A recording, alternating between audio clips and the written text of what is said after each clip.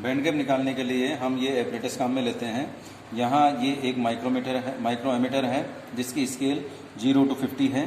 एक थर्मामीटर है जिसकी स्केल 0 to 100 डिग्री सेल्सियस है।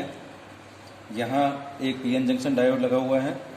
यहाँ ओवन को हीट करने के लिए ऑन ऑफ 2 स्विच हैं। इसके लिए हम ये सर्किट डायग्राम यूज करते हैं। यहाँ एक थर्मामीटर है, एक पीएन जंक्शन डायोड है, इसके अंदर CCl4 भरा हुआ है, एक इंसुलेटर मटेरियल है चारों तरफ।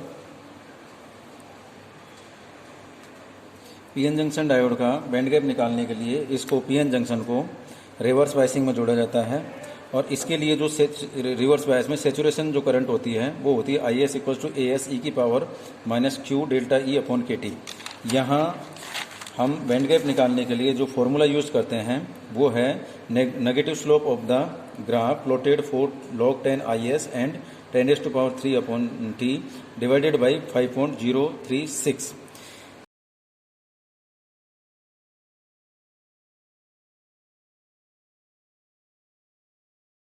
यहाँ हम जो मेजरमेंट करने वाले हैं, सबसे पहले हम करंट मेजर करेंगे, वो माइक्रो एमीटर में होगी।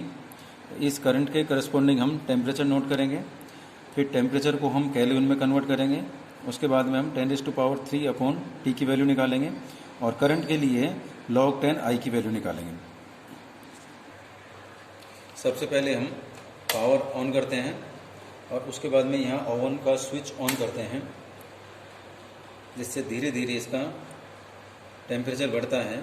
और टेम्परेचर के जैसे जैसे हम टेम्परेचर पीएन जंक्शन डायोड का टेम्परेचर बढ़ाएंगे उसके करस्पॉन्डिंग हमको रिवर्स बायसिंग का जो करंट है वो भी बढ़ेगा।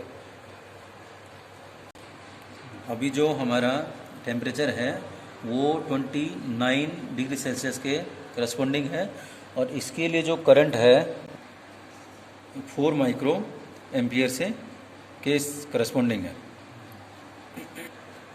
अभी हमारा टेम्परेचर बढ़ा हुआ है और इस टेम्परेचर के करस्पॉन्डिंग टेम्परेचर के अकॉर्डिंग करंट भी बढ़ रही है। अब यहाँ हम देखते हैं कि देखो करंट बिल्कुल सैचुरेट हो गई है।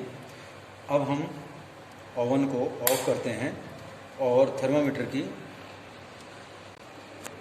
इस तरीके से 50 माइक्रो एम्पियर करंट के लिए जो हमारा टेम्परेचर हुआ वो 67 डिग्री सेल्सियस हुआ।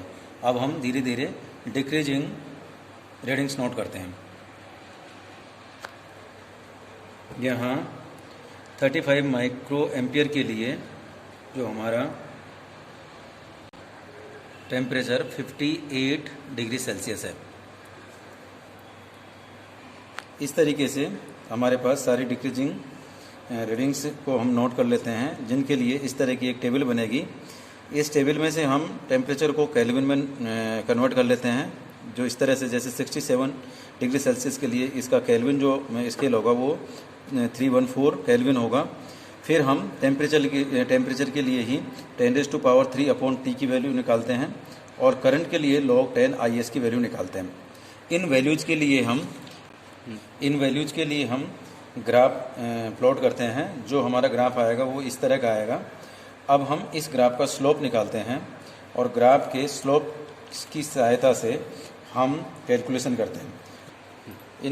ग्राफ के स्लोप की सहायता से हम ये कैलकुलेशन करते हैं और यहाँ ये हमारा ग्राफ का स्लोप है, इसको हम 5.036 से डिवाइड करते हैं और इस तरीके से जो हमारा बैंड गैप जो आएगा वो आता है 0.53 इलेक्ट्रॉन वोल्ट। यहाँ हम इसकी जो बैंड गैप की जो परसेंट जो एरर है, करस्पॉन्डिंग जो एरर है वो आएगी 0.70 minus 0.53 divided by 0.70 multiply by 100 और इस तरीके से इसका जो परसेंटेज एरर आ रहा है वो आएगा 24%।